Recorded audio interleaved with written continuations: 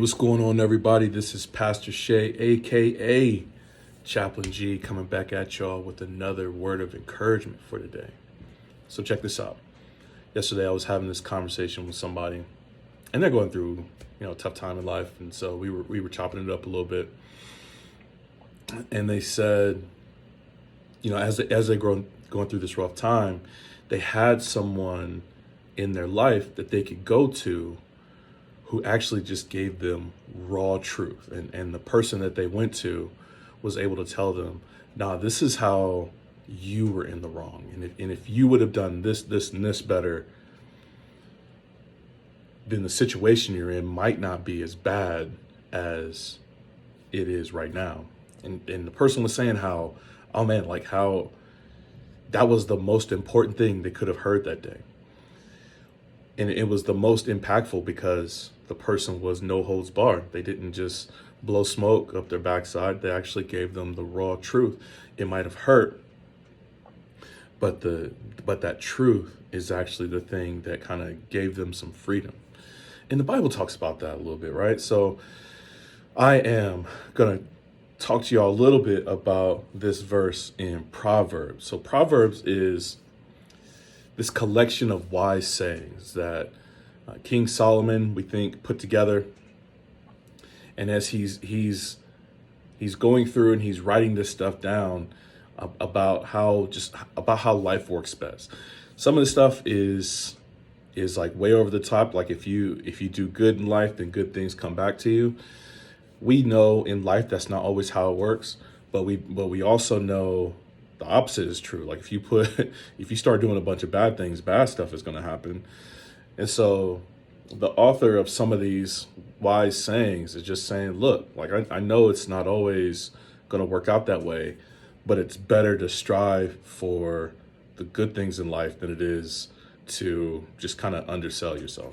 That's a generalized statement of the book of Proverbs, right? But in this proverb that I was thinking through as I was thinking about my friend that I was talking to, comes from Proverbs chapter 3, verse 11.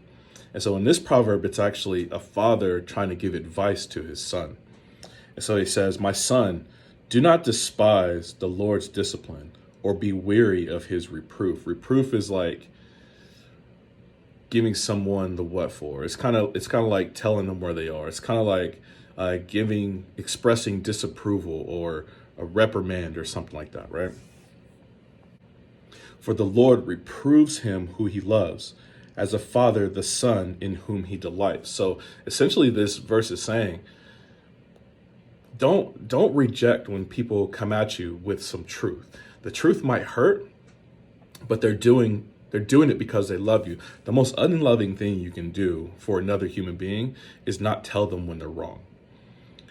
A person can only see so much. Like, we all have our blind spots. We all do things that hurt other people that we don't realize affect other people in particular ways. And our true friends, our actual true friends, will tell us, this is how this affected that other person.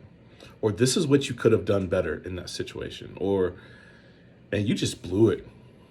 You could have handled that so much better. And when we do that, we help build one another up. No friend looks at someone they love and won't tell them they have toilet paper on the bottom of their shoe. No friend, those days when you get home at the end of the day and you find out like you've had like something like right about right here all day long and nobody told you. You've been with your friends all day long, ain't nobody tell you. It just you're like, man, nobody even cared enough to tell me? I'm making jokes, but it's true, man. Like if nobody gives you anything to say, this is how you can do life better, because we can all do life better. If anybody walks through this life and said, no, I'm nailing it, you're fooling yourself. You're lying to yourself. Everybody can get better in every single area. And so it's true with God too. It says God gives discipline to those who he loves. God's discipline could look like actually when you do something you think nobody's looking and you get caught anyway.